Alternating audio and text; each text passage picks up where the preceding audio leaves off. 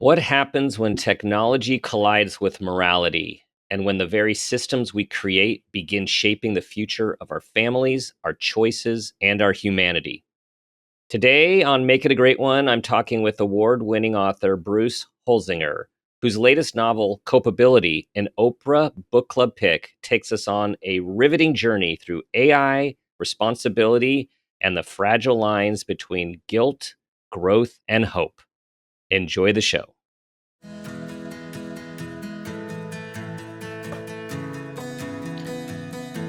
Welcome to Make It a Great One with Dr. Dan. I'm Dan Peters, psychologist and leadership coach. This show is all about bringing hope, connection, awareness, and wisdom through meaningful conversations that inspire us to be better versions of ourselves and have a positive impact on humanity. This is your space to pause, reflect, and reconnect with who you are, what you care about, and who you want to be. We have this moment, this day, and this life. Let's make it a great one. Today, I have the privilege of speaking with Bruce Holsinger. Bruce is an award-winning author of 5 novels, including his latest, Culpability, an Oprah Book Club pick, The Displacements, and The Gifted School, as well as many works of nonfiction. Bruce's essays and reviews have appeared in the New York Times, Vanity Fair, and many other publications, and he's been profiled on NPR's Weekend Edition, Here and Now, and Marketplace. A Guggenheim Fellow and Fellow of the Medieval Academy of America, he teaches in the English department at the University of Virginia, where he specializes in medieval literature and modern critical thought. Bruce, welcome to the show. Thanks so much for having me, Dan. So I watched the video of Oprah calling you and telling you that you were the summer Oprah Book Club pick, and I could hear in your voice, but I was just wondering, like, what was that like for you? Oh, it was just it really bowled me over. It was hearing a voice that I recognized, and so my novel is about in part about artificial intelligence. So there was a little part of me that thought, oh my God, is this some kind of deep fake or some trick? Right. Yeah, it was. I hardly remember our conversation. I remember that she was on her way to the Vatican to meet the new Pope. I remember just being thrilled and not believing it at first, and then when it hit me really that it was true, what it meant and what it meant for the book and my career, and it was such an honor to be part of her pantheon of books over the years. She started her book club right when I was finishing graduate school, some 30 years ago. And Wow. just to have followed her, I teach literature, and just to have followed her books over the years, to think about their influence, the influence of her book club, her love of literature, the promotion of that in popular culture, and to imagine culpability being part of it. It's just been quite a rush. Yeah, and it's definitely a part of it now. And for your name to be used in the same sentence of her, calling you and meeting the Pope, right? So, Yeah, there you go. It's as if I'm a pope myself. yes, Yeah. exactly. Um, the book, as she called it, as she said, she was riveted to the last shocking sentence. And for anyone who has yet to read it, that's a valid statement. Mm.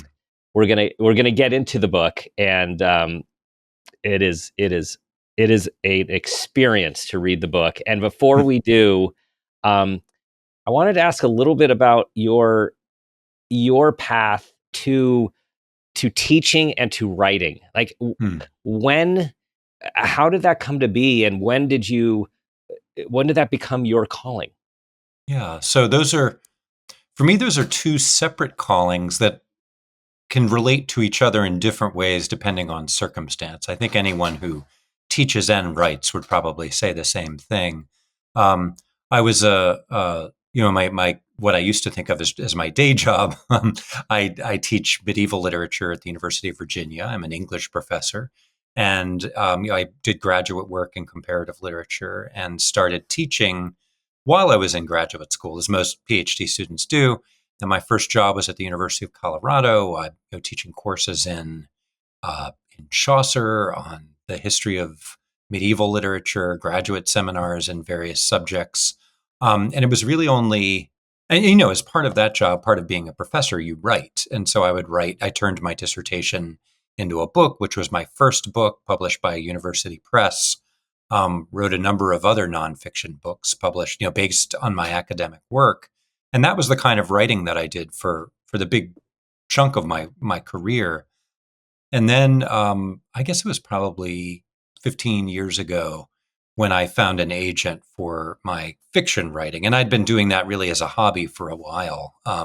For maybe 10 years before that, I had a couple of novels that I finished that I wasn't able to find an agent for. I didn't want to go the self-publishing route because I don't have the capacity or the facility for that. I don't think I really wanted um, to work with a mainstream publisher, and that finally happened. I finally found an agent, and she couldn't sell my first book that I'd given her. She encouraged me to write a novel set in my academic field in the medieval world, and that was my first novel, A Burnable Book. That was published only in 2014, 11 years ago. And then I was kind of off to the races. There have been some hitches along the way, but now fiction writing has become, it's really a second career. So I now have these two parallel careers. One as a university professor, the other is a fiction writer. I don't really teach creative writing classes. I do that for the community more than anything else. But I think they intertwine in different ways, my teaching and my writing, and I really enjoy having those two different roles, and sometimes exploring the commonalities, but also I like to keep them distinct. And you dedicated this latest book to your students, so that Yes. tells me that that is an important part of your life. Oh, absolutely. My students always, they always help me see things that I don't understand about literature, about particular poems, about novels. And I always leave the classroom knowing more than when I came in. I hope my students feel the same way, but I know I do. Hmm. So I'm going to let you set the stage of this book, because so much about this conversation is talking about the multiple through lines in this, particularly of well, it's family functioning. It's functioning in the it's being a family in the modern age. It is AI and algorithms, and yet there's so much to tell, and there's so much we need the reader to explore. So I'm going to let you guide, and I'm just really excited to talk about the issue of morality as we are Hmm. evolving as a society with technology as we know it. Yes. So, yeah, so Culpability is a story about a family in crisis at its heart, a contemporary American family. Um, the scenario is this family of five is in a minivan, and they're on their way to a lacrosse tournament in Delaware. And the older son, Charlie, he's at the wheel, but he's not driving the car. It's in self-driving mode. His dad, Noah, is sitting next to him in the passenger seat. Um, Not really being a responsible adult. He's banging away at a client memo on his laptop. He's a lawyer. In the back is Noah's wife and Charlie's mom, Lorelei Shaw. She's working on a conference paper in her notebook, with her noise canceling headphones on, and and then Charlie's two little sisters are back there too, Izzy and Alice, and they're tweens, and they're on their phones. At the end of the first chapter, so this happens right away in the novel, there's a really horrible accident. And two people in an oncoming car are killed, and the family has to cope. The whole rest of the novel is how the family copes with the aftermath and how it impacts them.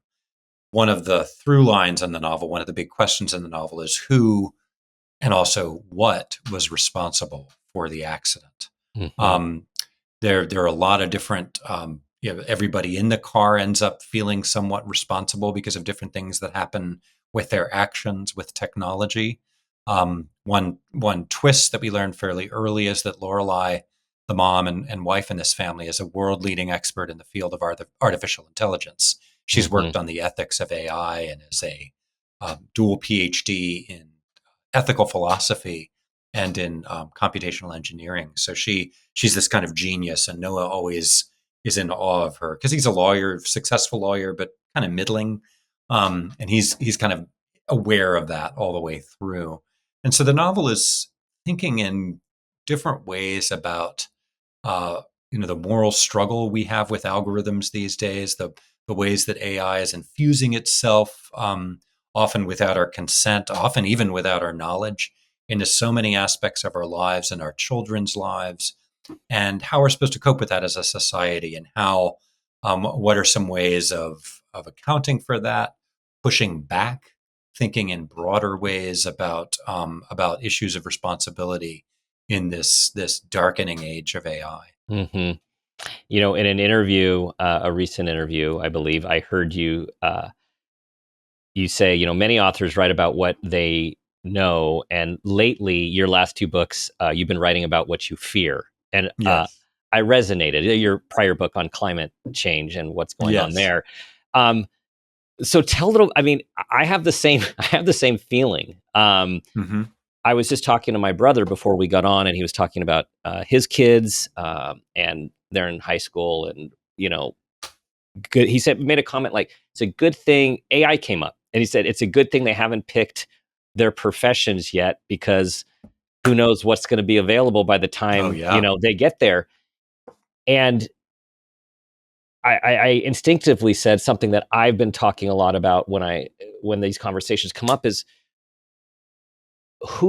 like we know who's in charge. Like money, technology, the tech industry and such isn't it seems to be in charge to the degree that they can be in charge. But what I keep asking is who is in charge of the humans? Who's in charge of looking after our society? Who's in Yes. charge of um, people? And it's interesting. I said to him, "What about who's in charge of the how people if people are going to have jobs?" Or Yeah. if people are going to work, and immediately took it as well. I don't think it'll be good for society if a lot of people are not working. And what he was talking about is the entrepreneurial aspect of people who can make a lot of money and don't have to work. And I said, there's that, but also all the jobs, like our society needs to run on an economy of people working. And Hmm. that's the stuff that scares me because Yeah. I think the train has left the station. Yeah, and there's really nobody in charge, right? That's one of the issues. And there's a complete abdication of responsibility on the part of legislators around the world. Congress refuses to do anything to regulate AI. If anything, the current administration is like, just let it fly, all good. And my kids, both my two sons, one works in finance, one works in like actuarial risk, and those are both professions that are deeply threatened by AI. Um, and so, but I think there's a lot of techno optimists who would say, no, no, no, you don't have to worry, Dan, about everybody, people not having jobs anymore because we won't need jobs because this, AI will solve so many of our problems. So there's this kind of Mm, utopianism, I think, out there that is equally insidious. And so and so as I was researching this book, I talked to so many people in that field. I read and listened very widely. And I'm hardly an expert on AI. I play one sometimes on book tour, I guess, but in forums like this. But it's I would say that the atmosphere around it is so polarizing, I think. And I think on one side that I think there's a huge doomer attitude towards AI and all its many capacities and variations. Um, on the other, there's like this deregulatory, let it rip. And right, so where I right. one of the things I was trying to do, and I didn't even realize this until I was almost finished with the last draft of the novel, is think about middle grounds and think about specifics and so everybody's so worried about large language models. The version of AI in the novel, one of them is at the center, is automated vehicles, right, and self-driving cars, so cars that go into autonomous mode.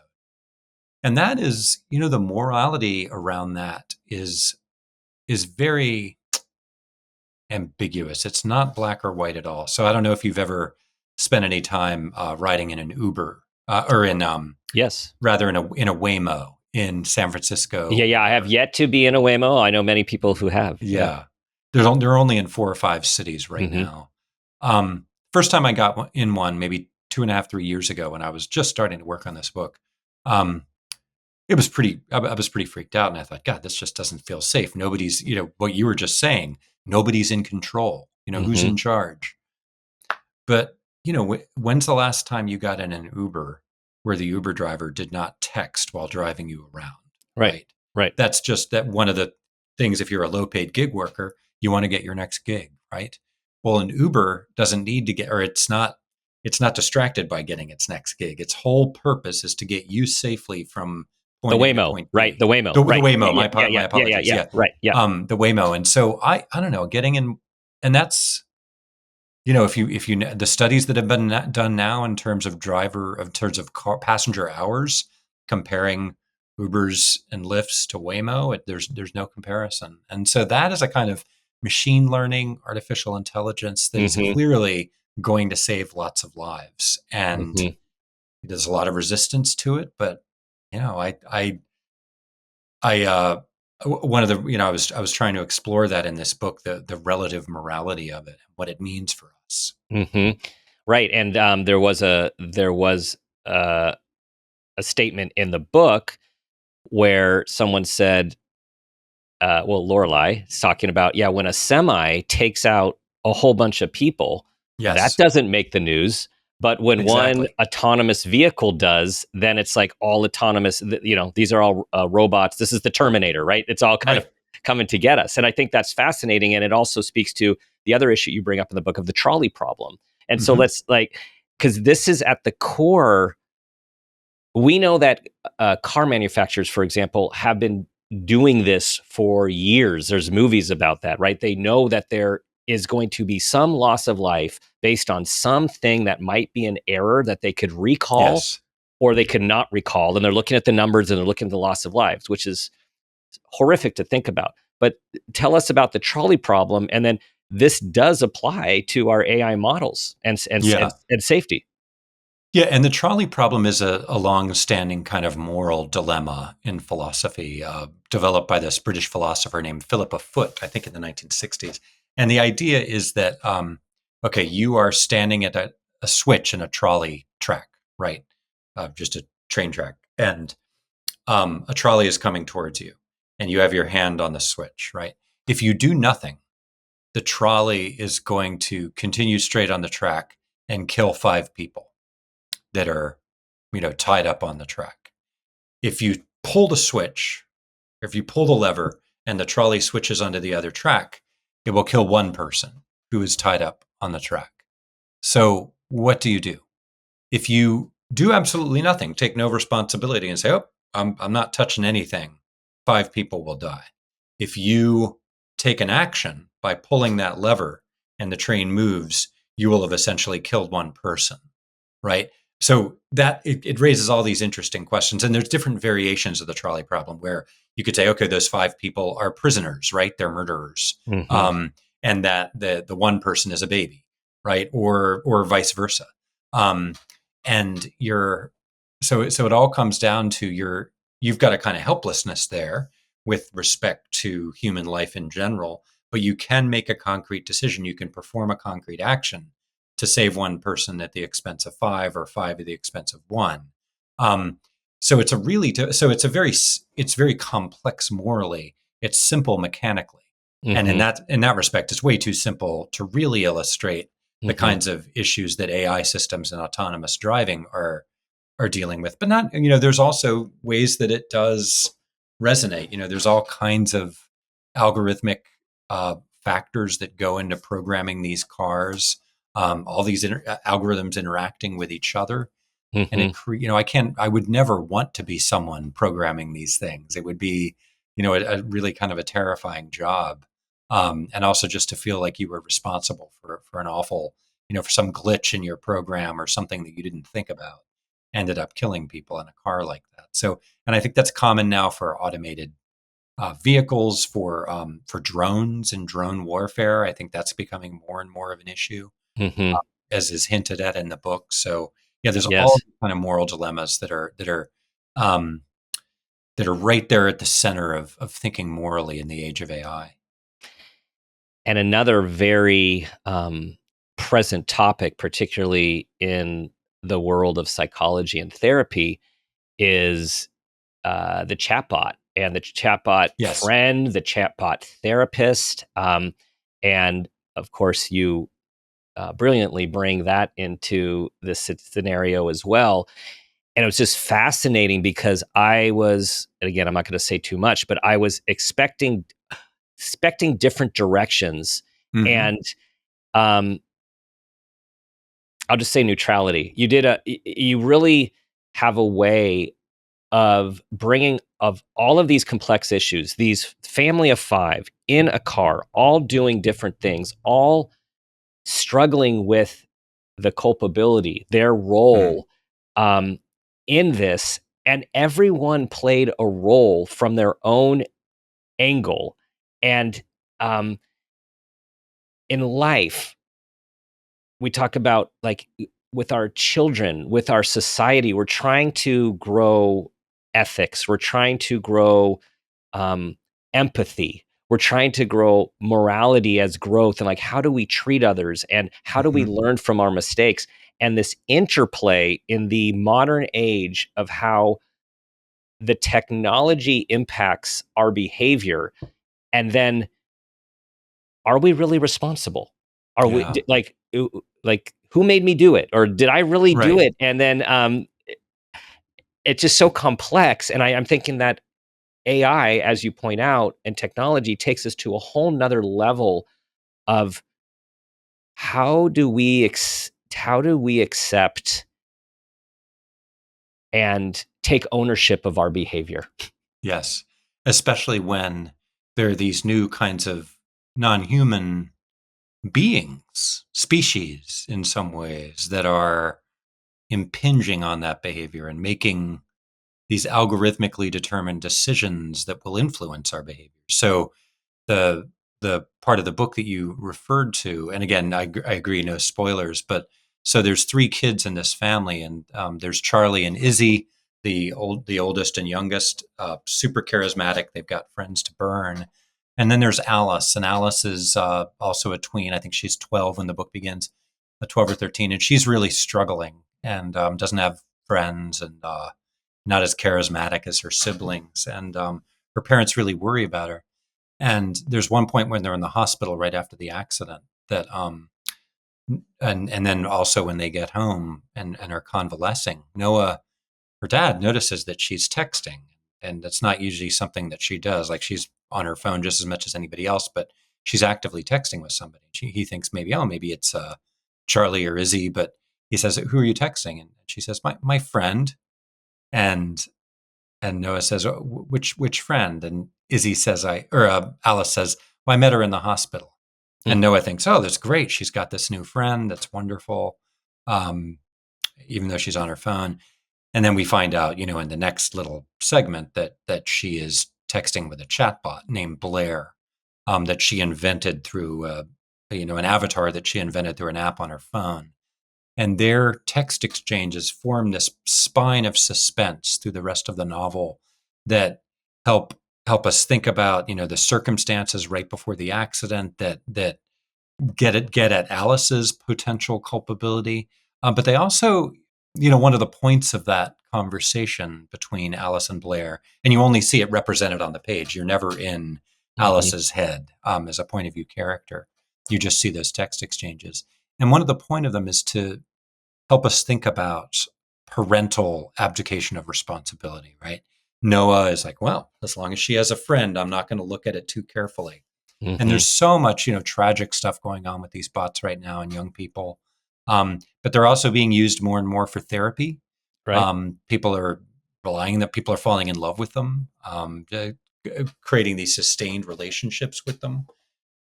So we worry about it, and but it's, now who's in charge, goes down to, is it parents? Should parents just be monitoring everything going on their kid's Mhm. phone? And what age does that stop? Or should it stop? I'm a big I'm very intrigued by all these things going on with the phone free movement, and Mm-hmm. so Mm-hmm. the way so I don't know. It's who knows.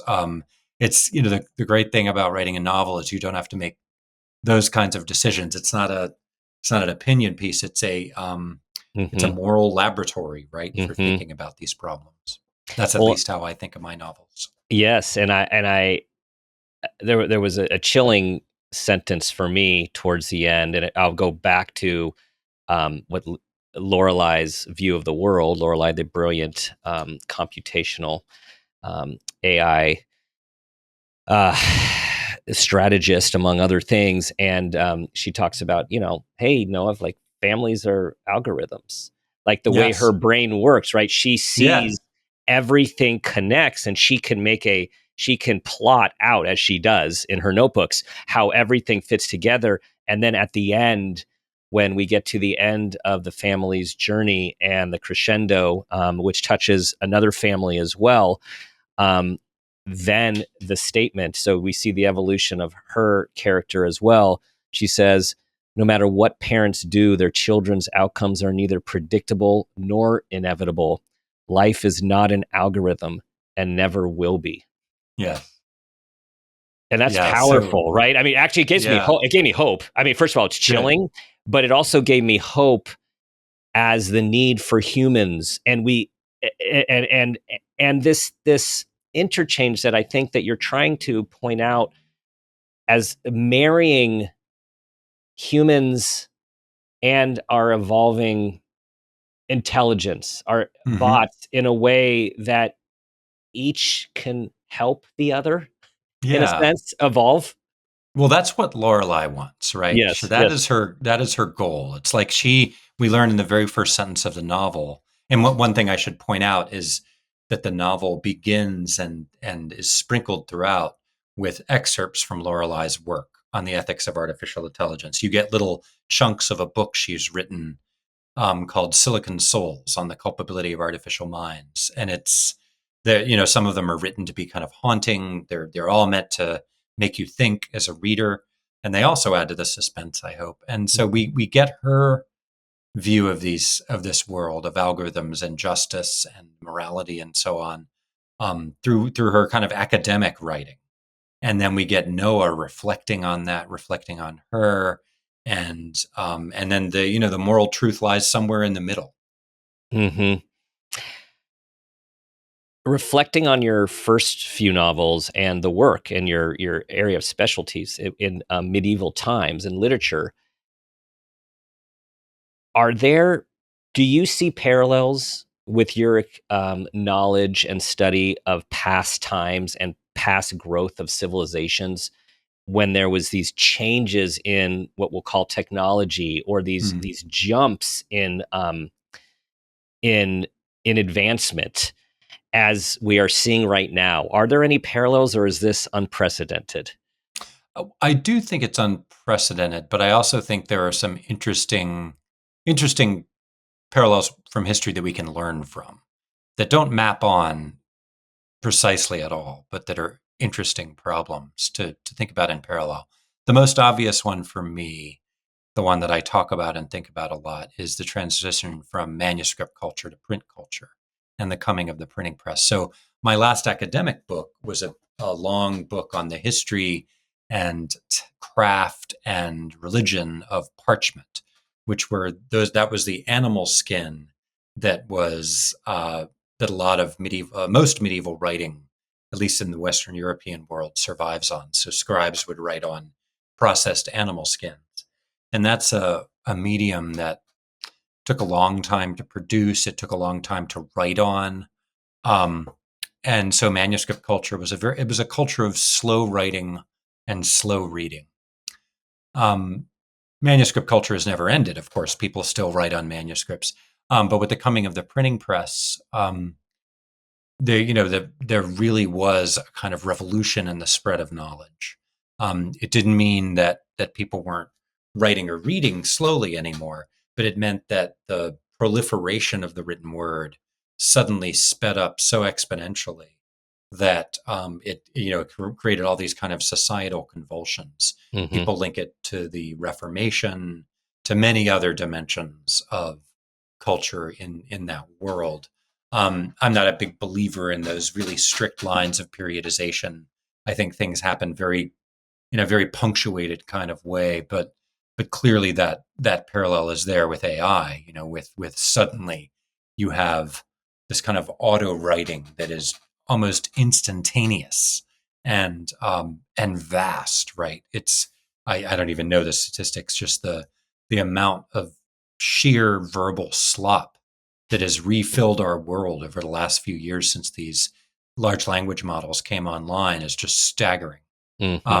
And so I think just in quantitative terms alone, and also in the way that, unlike the printing press, I think that the large language models are really messing up the processes of reading and writing, both processes, which I see almost as in a sacred kind of way, maybe because I'm a medievalist, but the stringing difficult sentences together, searching your mind to try to find exactly the right word, even when you're writing, but also when you're reading. I think it's not uncommon now for students, for anybody, just if there's a PDF you have to read and summarize for work or for class, you can just upload it and boom, get a summary of talking points. Hmm. It's like the Hmm. whole world becomes a Cliff's Note. So I think those developments are really tragic. So yeah, there really is not a precedent that is a good analogy. Verbal slop. I like Verbal that. slop. Verbal Yeah. slop. And I know you are impacted in the classrooms. I mean, the classrooms of all Hmm. ages Yes. are now,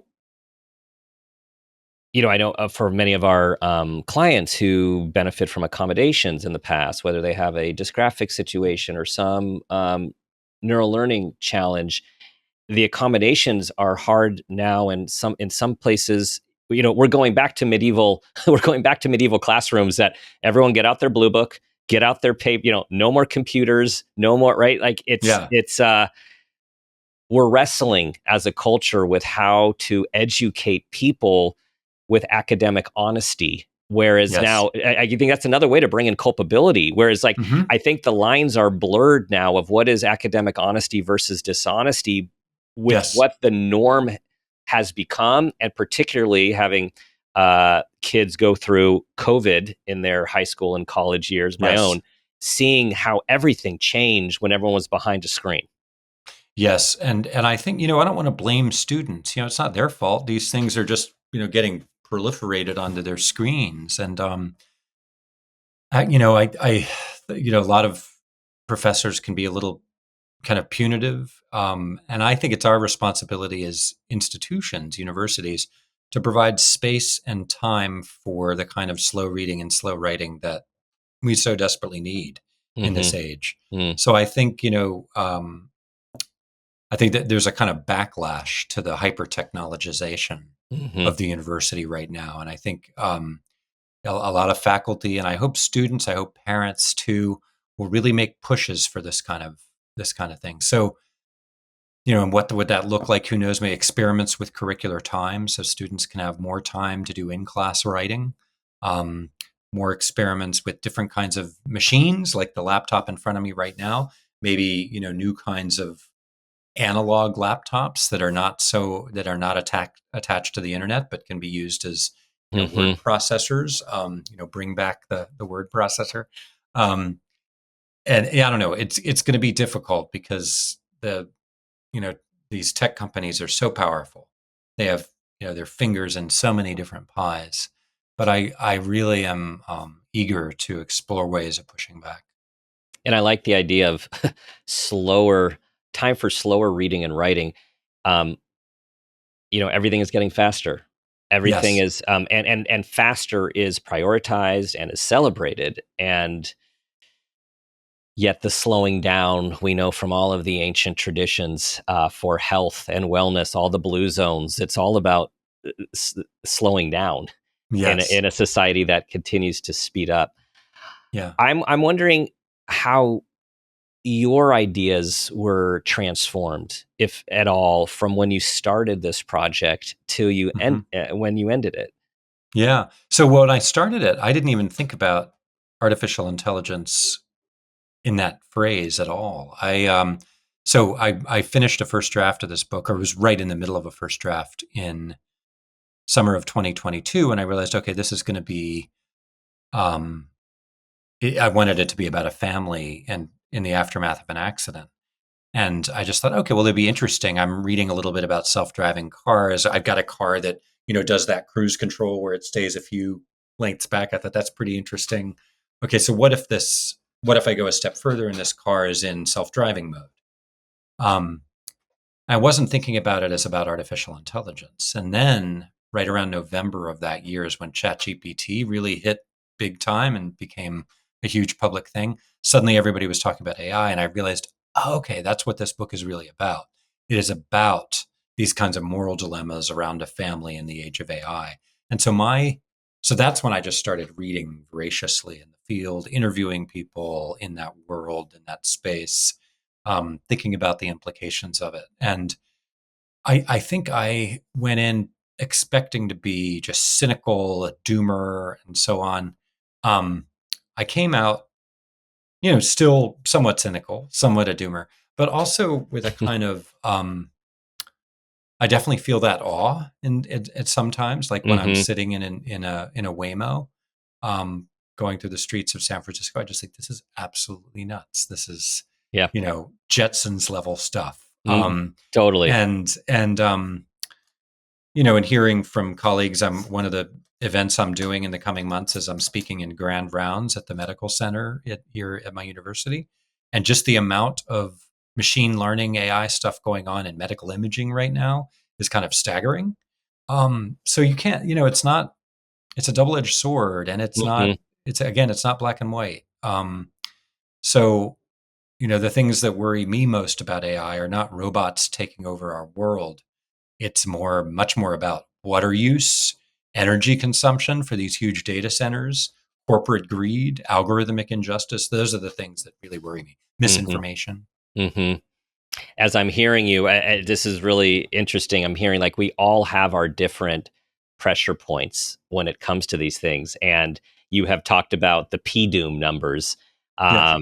which I'll let you share. And it made me think about like how to calibrate our PDOOM numbers and know like it is a continuum of the upside of saving lives and Yes.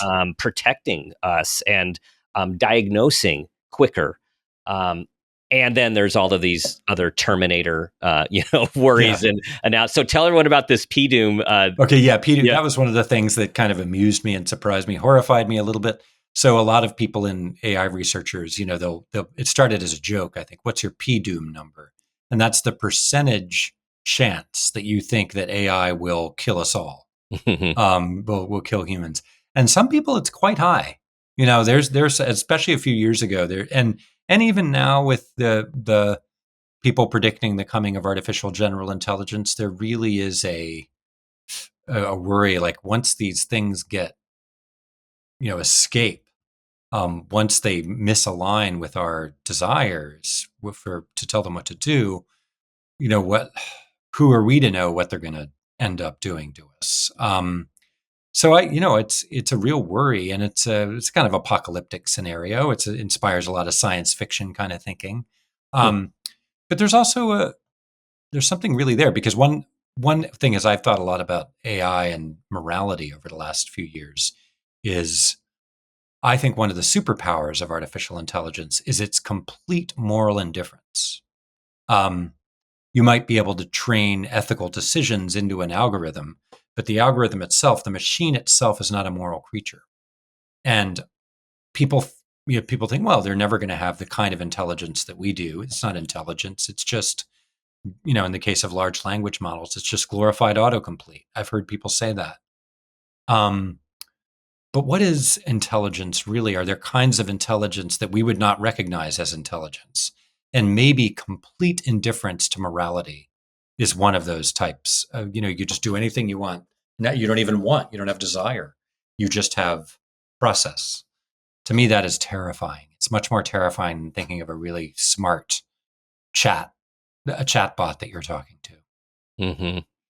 I think of two entertainment scenarios. One, for those of us next Star Trek Next Generation fans, Data, who over time, the modern Spock, who wanted to develop, seemed to develop morality, wanted to develop emotions, and then we recently saw, by the recommendation of another podcast guest, a Broadway play specialist.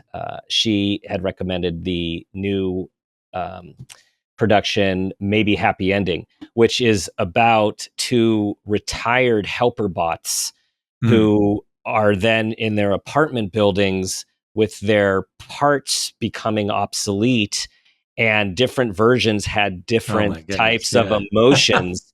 And can they evolve? Can they fall in love? Can they have their own goals? Can they? And I think what's fascinating about both of those scenarios is these are the neutral. This is what you Yes. describe, wanting to be more human. Right. Yes. And, there's so many wonderful books about like Clara and the Sun, a great novel about, an abandoned bot and, recounting her life. And it's just, yeah. And the question is, there's been so many scenarios about, should bots have rights? Should AIs have rights? And there's so many great books that are now exploring that. There's a wonderful novel called Annie Bot that's about sex bots, right? It's not a pornographic book at all, but it's a really deeply thoughtful book about AI and the rights and the feelings of bots. And but the other way around is, how do they feel about our feelings, right? Or how do they act on our feelings? It's a really difficult, uh, you know, row to hoe, I guess. And again, it makes me very thankful that I'm just writing a novel on AI, that I'm not Right, dealing right, with how to right. implement it. We are, as you keep alluding to in your novel. I mean, we really are creating a new species. Like, it is Yes. a new. It's fascinating. If we can keep our PDUM numbers down and look at this Yes. intellectually, like, it is fascinating what is happening here, and how we're moving not only to office administrative help, and medical diagnosticians and safety patrol. We're having companions, Hmm. and I mean, it's just, yeah, it could Hmm. go, Yeah. it makes us wonder. And I do think this issue of morality, which becomes central, and culpability, obviously the title, is central to the storyline, and just really, I think, makes us all think about how important morality is in a society. Hmm. Or is that the Yeah. question? Maybe it's not, as you point out. I mean, Yeah. And it's not just how important morality is, but to go back to one of your first questions, who's in charge of morality? How do we enact it? How do we agree on it? How do we come up with ethical frameworks that make sense for different populations at different times, for different generations, for different institutions? And just as I'm not an AI specialist, I'm not an ethical philosopher, but that's something that philosophers, ethicists have been dealing with for generations, mhm, about those, the um, different ways of agreeing on moral frameworks, and mhm, how they should enter the political process, legislative processes. mhm, And AI, one of the scary things about AI is that, just to reiterate a point I was talking about earlier, is just the abdication of any kind of ethical thinking on the part of legislative bodies that could be making laws about it, that could be mhm, putting restrictions on these things. And mhm, there's a lot of reasons that they don't. One of them is competition with China. Um, one is about the arms race. There's all these ways that once you start blocking things, once you start, capping innovation, who knows, who will get ahead of you. So mhm, corporations, they don't want to unilaterally disarm for good reason. They're not good moral reason, but good economic reasons. So mm. it's a real double bind. Lorelei writes in her book within the book, these new beings will only be as moral as we design them to be. Our morality, in turn, will be shaped by what we've learned from them.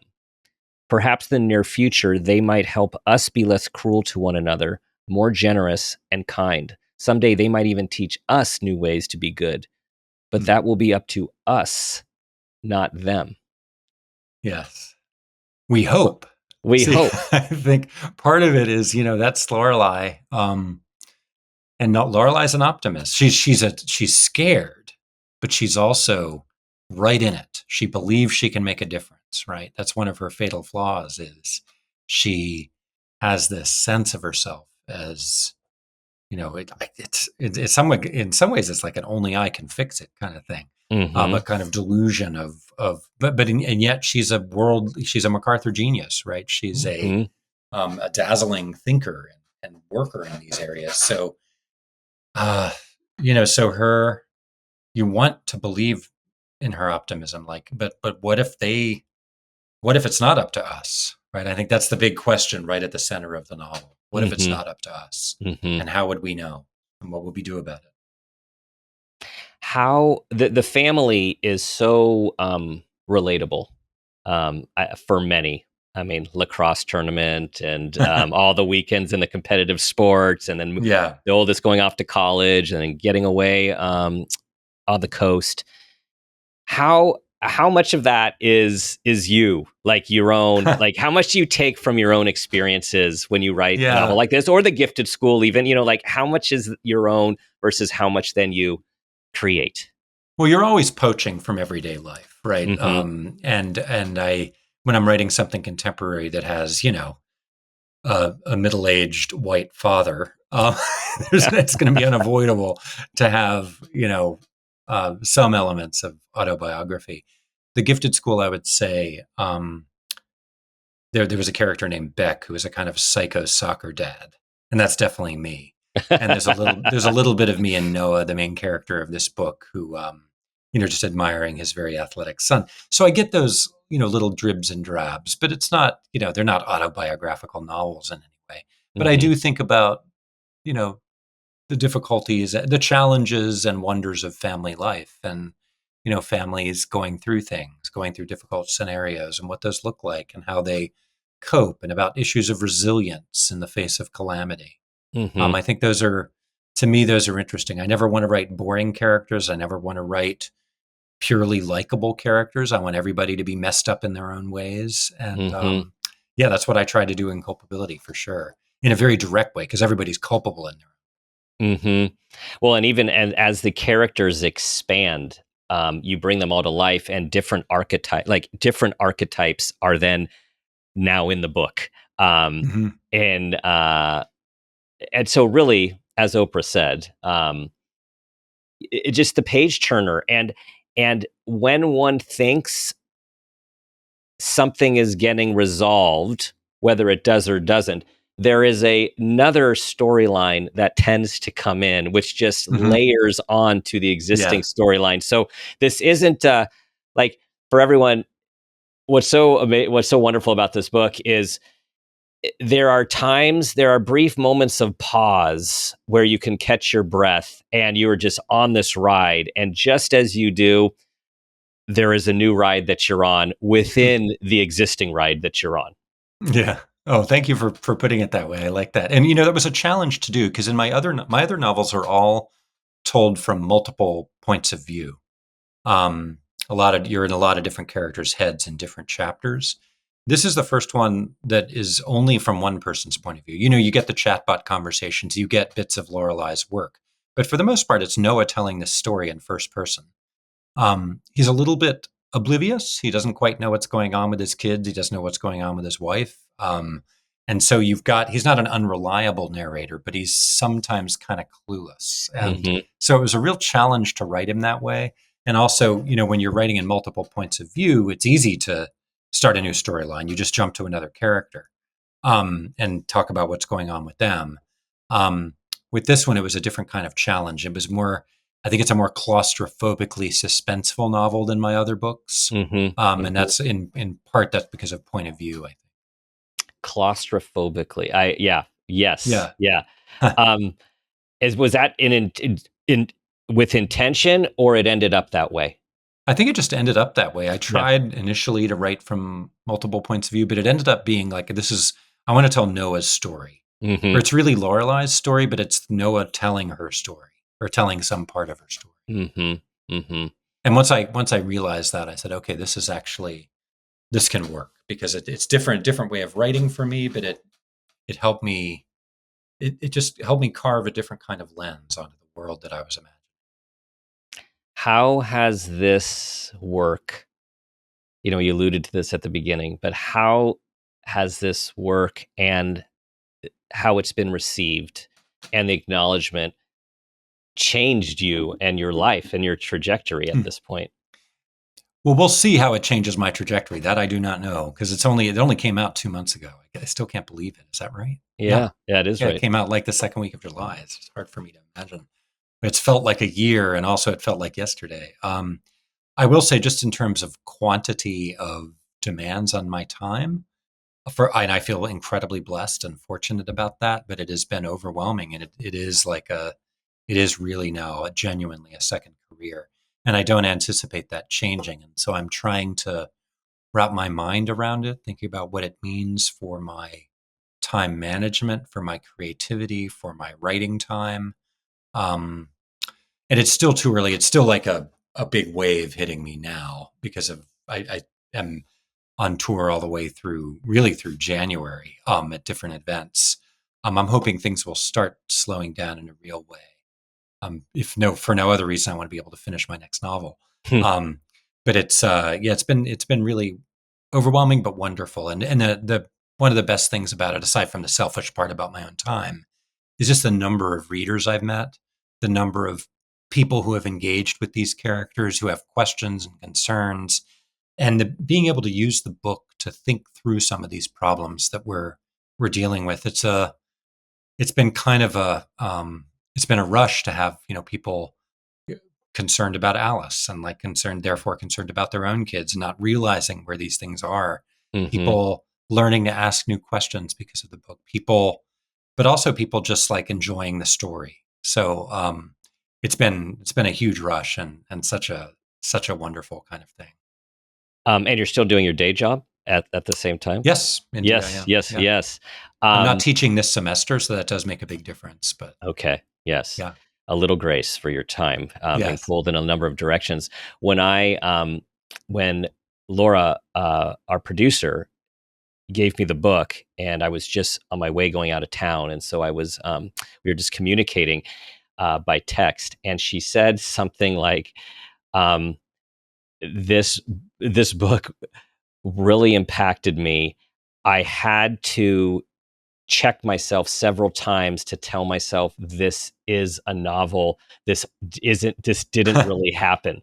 yeah, And so just to share with you and everyone yeah, listening, so I had the benefit of going in with it because I tend to be a very sensitive person who takes on characters as my own, to be like, um, this is just a novel. This is just a novel. This is just a yeah, novel. yeah, And then let it go and get into it. But it's like, yeah, because it is so real. That's the thing. This is so real.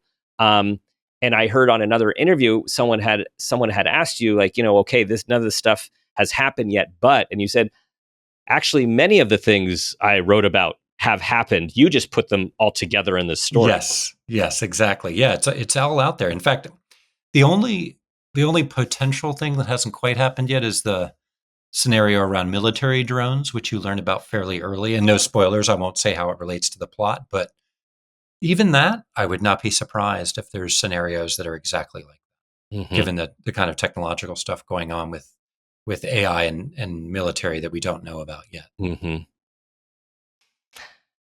Okay, so I'm going to leave us with one more quote for us to think about from the brain of Lorelei, and then you can tell us about what is coming next. Yeah. Okay, guys, so here is something to leave you with. She writes in her book, within the book, when humans do something wrong, they face general consequences. Even when our wrongdoing goes undetected by another, a parent, a spouse, an institution, law enforcement, we tend to experience guilt, shame, or regret. Only a psychopath lives free of remorse. Algorithms face no such consequences for their misbehavior, either societal or emotional. Punishment, guilt, culpability are alien to them. There are no moral qualms in an algorithm. Yet without acknowledgement of wrongdoing, how can there be regret? Without self-consciousness of guilt, how can there be remorse? And without regret and remorse, how can there be moral growth? There you go. The central question of the book. Yeah. Yes. Yes. And so, everyone, this is for us all to be thinking about as we are in this. We are, as another character in the book, I love how you put this in, is those of us who either, so there's one character who is not so happy with how, with the impact of the lack of culpability with AI. And as it's pointed out in the book, this person then immediately goes to get directions on their phone and is likely ordering something on DoorDash. And so all of us who even are have a larger aversion to AI and are concerned and have a higher PDUM number, we also have to be aware of how much we are using what we see as the benign versions of AI that do enhance our lives and do make things easier. So this is so complex. Yeah, absolutely. Often you just Google something on your phone now, and unless you have it disabled, Google AI will, Gemini will sprinkle an AI generated answer. It's no longer just search; it's AI search. Mm-hmm. So it's just there. It's ubiquitous. But we're not helpless. We're not helpless. No. We can turn these things off. We can set down our phones. Blah blah blah. Yes. Yes.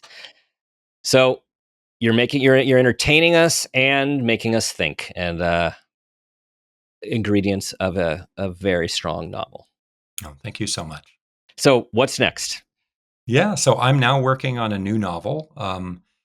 Working title is The Beta Test, and it's about a couple families in crisis, and their kids and family relationships. And the strands that I'm thinking about in this novel have to do with masculinity and men and boys and authoritarianism in our world right now. So that's what I'm tackling next. The next thing you're fearing and going to write about. Yeah, exactly. I understand. All right. Anything we should know? I mean, where the places to get the books, where you're touring coming up? They should be available in any neighborhood independent bookstore, anywhere you want to go. And I, on my website, bruceholsinger.com, I have my events listed. I have a lot coming up in the next few months. So I'd really love to see people there. Well, thank you for taking the time and for putting this out in the world, entertaining and thought-provoking, and a book that is spreading. Well, thank you so much, Dan. It's been a huge pleasure.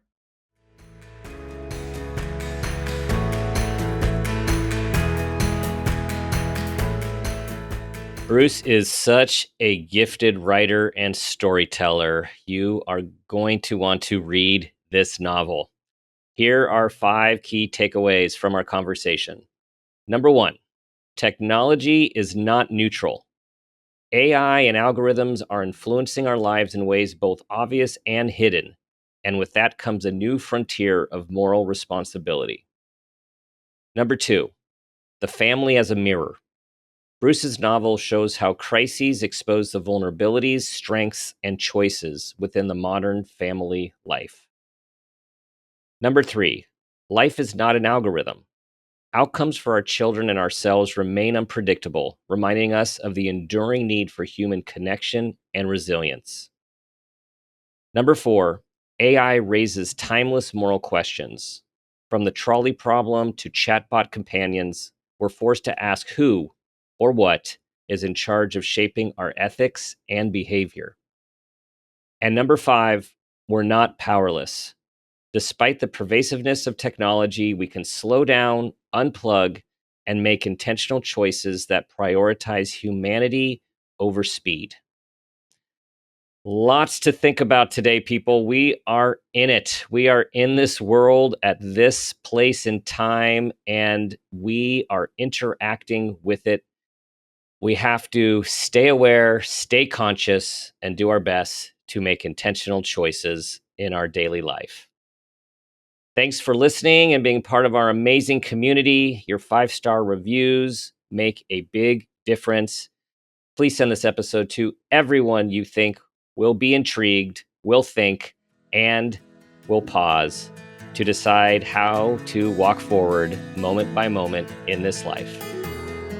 We have this moment, this day, and this life. Let's make it a great one. This has been a Peters and Rossi production. Make It a Great One with Dr. Dan is produced by Laura Rossi. Our engineer is Phil Rossi. Theme music is Uplifting Folk by Awesome Music. Artwork by Kelly Dwyer. Follow us on social media at Dr. Dan Peters. For more information, visit drdanpeters.com.